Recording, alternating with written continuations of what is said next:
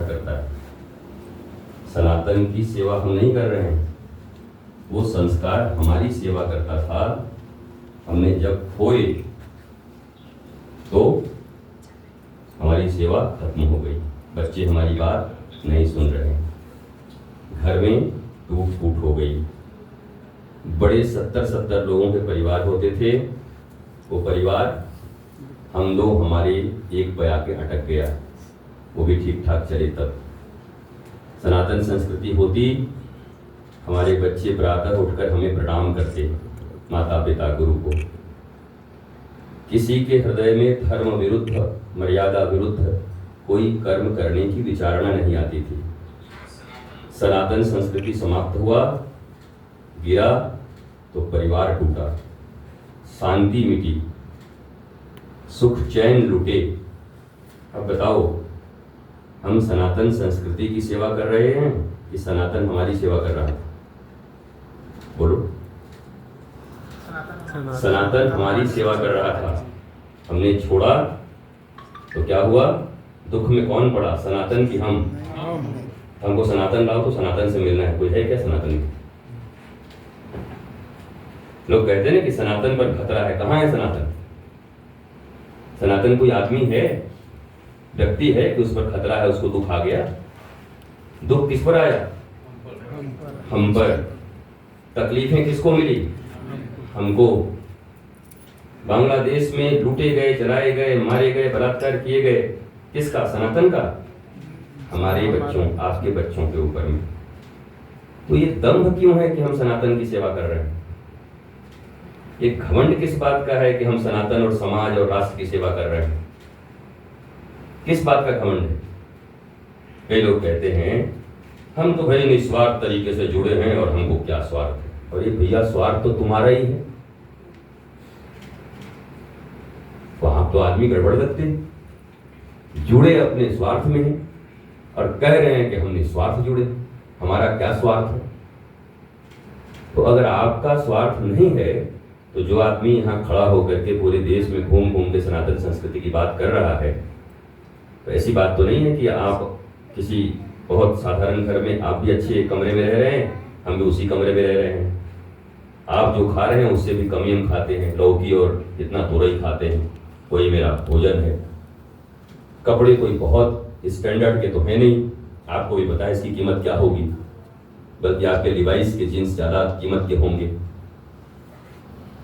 तो अगर सनातन का रक्षा करने का गौरव और घमंड आप रख रहे हैं, निस्वार्थ होने का, तो ये उचित नहीं है। ये आपके भीतर अहंकार ले आएगा और यही अहंकार के कारण आज राष्ट्र, सनातन धर्म और संस्कृति का लोप हुआ। समाज सेवा, देश सेवा, सनातन सेवा फैशन बन गया। हम तो सनातन की सेवा कर रहे हैं, तो कम से कम सनातन विश्वविद्यालय के निर्माण और इस सनातन के सदस्य बनने वाले लोग, उनके भीतर से पहले अहंकार का लोप हो। ये वो कहना बंद करें कि मैं निस्वार्थ जुड़ा हूं। वो सबको कहे कि भैया हम तो स्वार्थ में जुड़े हैं, अब आप तू आपन देख ला। हमके तो पक्का कहा तुहार का स्वार्थ।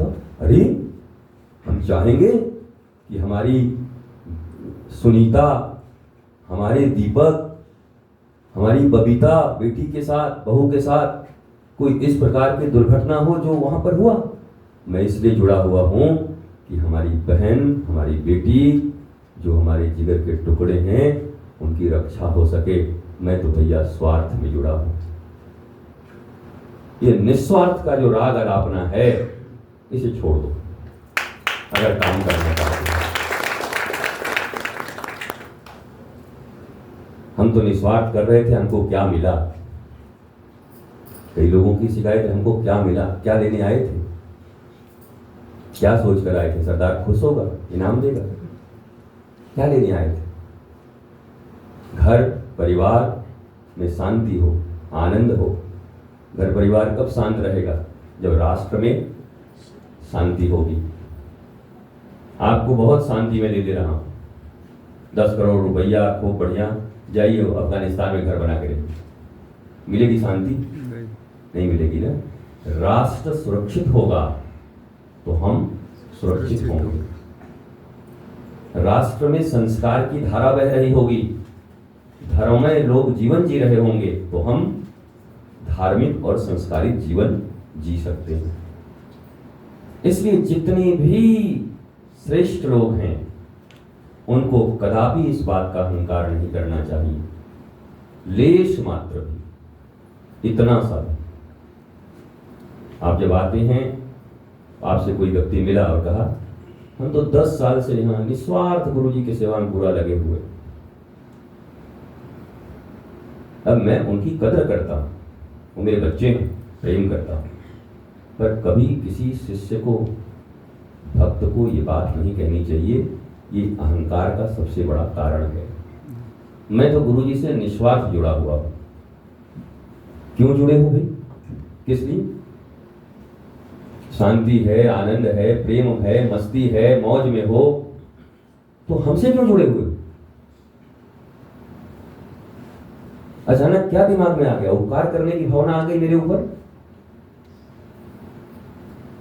तो हम आपको कम से कम दिव्यांग विकलांग तो लग नहीं रहे हैं कि हमको किसी चीज की जरूरत हो, चल नहीं पा रहे हैं, या उठा के कहीं ले जाना पड़ेगा आपको हमको, या आप भोजन बनाएंगे तभी हमारे मुंह में पड़ेगा, नहीं तो बड़ी मुश्किल हो जाएगी। किस लिए उपकार कर रहे हो? किस लिए?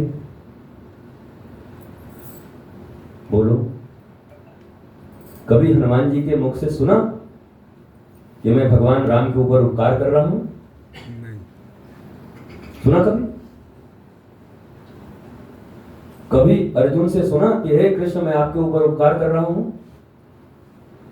हे केशव, मेरे मोह नष्ट हो गए, मेरी पुरानी स्मृति वापस आ गई, मैं आनंदित हो गया केशव आपको सुन के। केवल अगर आपका कहना मान लूंगा और कर लूंगा, सुनने मात्र से इतना आनंद मिल रहा है, सुख मिल रहा है, और कर लूंगा तो मेरी